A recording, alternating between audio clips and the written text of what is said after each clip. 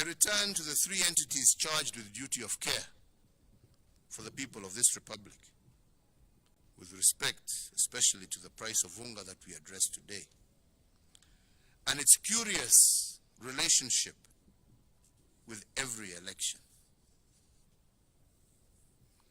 So today I ask our maize millers, like every single citizen of this republic, they have their rights and responsibilities as corporate citizens.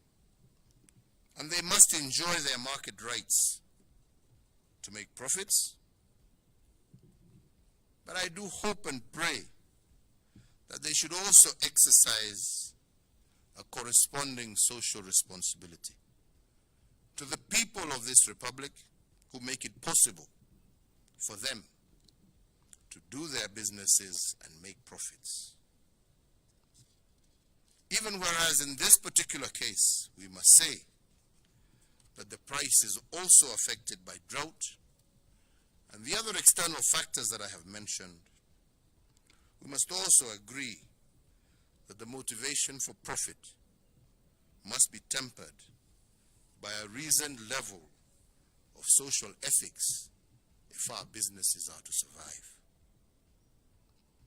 And I say so because making profits and ethical corporate citizenship are not conflicting ideals. They are in fact complementary. You can make profits and exercise responsible business practices. And you can do this all at the same time.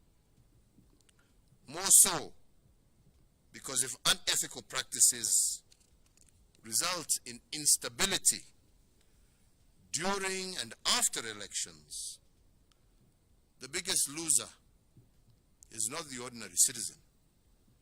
It is the corporate citizen. It is their investments that are the first to suffer.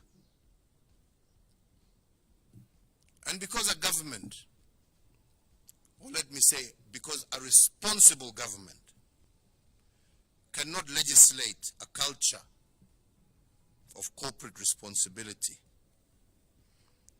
and neither can we police the social ethics of corporate citizens, I do request all of them to see their role as a partnership, first and foremost with the people of this republic, and second with their government. This is true of some large-scale commodity house and maize traders, maize millers, fuel handlers, and we know it's not all, but there are some who use the practice of hoarding to control prices. But I ask you today, if hoarding results in increased prices to unaffordable levels and results in consequent instability, I once again reiterate that the damage is highest on corporate citizens, and this is a fact that we have seen in many countries. But fellow Kenyans, it is not just our corporate citizens. It is also us in the political class, and how we manipulate this so-called unga crisis every election in an attempt to gain political mileage. We in the political class, it is so unfortunate but shocking that we have the audacity to politicize the misery of the most vulnerable in our society. But let me say, it is even more distasteful for us to seek political gain and make political capital out of the suffering of the vulnerable without even attempting to offer solutions. So if it is not a coincidence that every election attracts higher prices of unga, then we must also ask the question of coincidence. And I say so because if one of them acts unethically by hoarding products and the other benefits by politicizing this irresponsibility, but in the meantime, who is suffering from this mischief? If the politician gets his votes out of this mischief, if the miller makes their profit, what does the mwananchi, who is the most important player in all of this, get? And in the end, who is forced to carry the burden of this mischief? It is none other than the ordinary citizen. So if my appeal to our brothers and sisters who are millers is to practice a reasoned level of social ethics, my appeal to the political class is for us to exercise our civic responsibility.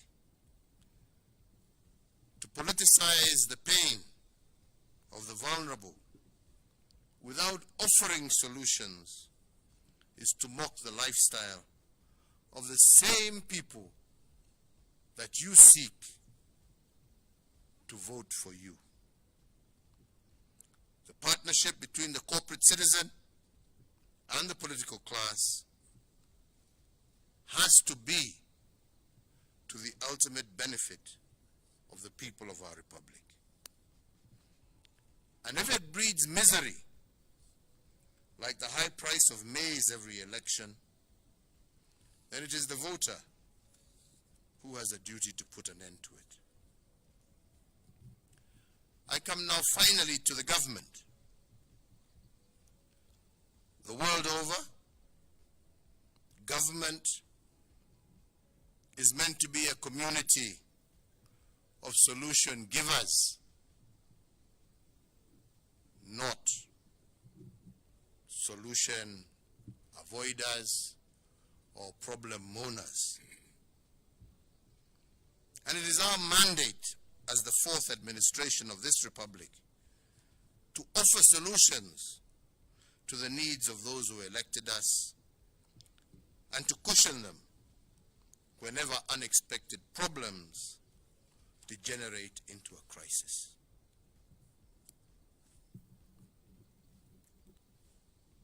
Despite the cries of some with whom we were elected together to solve problems, the record is very clear that the administration that I have led has done relentlessly, with or without elections, our duty. And why? It is because the mantra of my administration is that in the fog of a crisis, it is always our view to view the crisis not just as a danger, but to look for the opportunity that exists within that crisis. And we have cushioned our people from danger, but pointed out to them the underlying opportunity. And in this, we have a track record. In response to the economic shocks occasioned by COVID-19, for instance, my administration moved fast to implement 3 economic stimulus packages. The first 2 packages were designed to ensure that our economy endured the shocks occasioned by the lockdown measures implemented in the early stages of the COVID-19 pandemic. The first stimulus package lowered various tax regimes, lowered the central bank rate, CBR, to 7.25 from 8.25, so as to prompt commercial banks to lower interest rates applicable to their borrowers, and thereby availing the much needed affordable credit to micro, small and medium-sized enterprises across our country. To support this, we also lowered the cash reserve ratio, and this unlocked cash amounting to some 35 billion shillings to commercial banks, and this stimulus package put an additional 176 billion back into the pockets of Kenyans.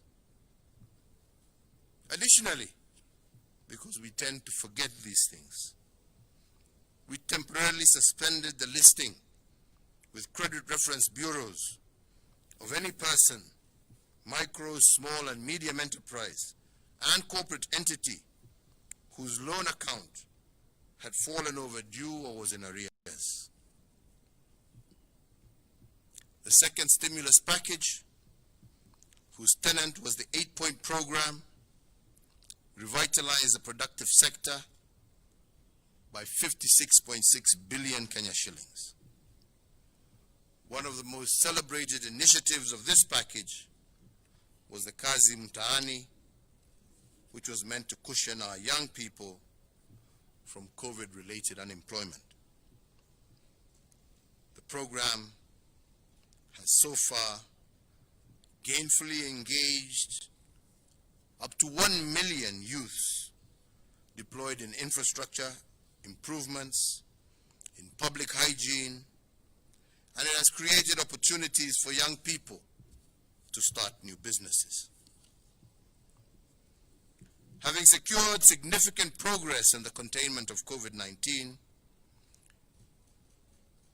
in October of 2021, I announced the third economic stimulus package that was positioned to shift our focus from surviving COVID-19's social economic vagaries to building back better.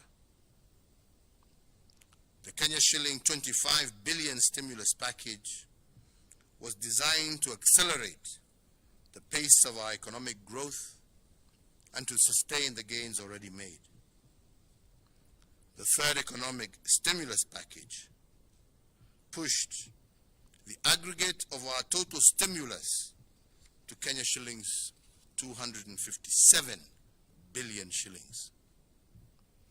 This package focused on the key productive service sectors that covered education, agriculture across all cash crops, health, energy, petroleum, drought response, infrastructure, financial inclusion, as well as environmental conservation. Ladies and gentlemen, whether we like it or not, whether we report it or not, no other country in our region or even in our continent implemented such a broad and robust economic response to COVID-19 and the need to turn tragedy into opportunities. And for those in doubt, there is testimony. The outcome of the interventions are manifest and vivid for all to see. A historic tax collection of Kenya shillings 2 trillion for the financial year 2021-2022, when everybody expected that there would be a massive downturn. The fourth stimulus package focused on subsidies. The first one is the petroleum subsidy, to offer relief to household budgets. We have, over the last year, granted and maintained a fuel subsidy amounting to over 118 billion Kenya shillings.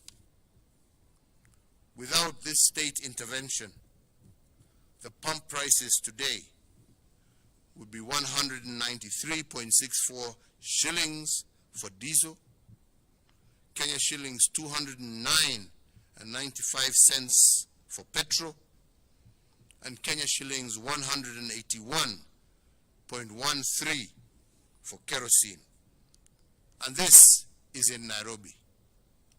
The price. The second set of subsidies was aimed at bolstering food production, and is a subsidy program which has reduced the cost of fertilizer from Kenya shillings 6,000 of Kenya shillings 2,800. Earlier,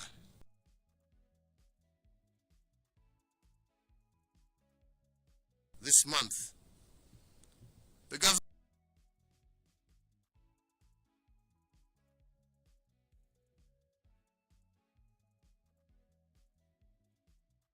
also suspended fees and levies that include KEFIS and KEBS, testing fee, inspection fee, permit fee on all imported maize grain and raw materials for animal feeds for a period of 4 months. The drought and other reasons beyond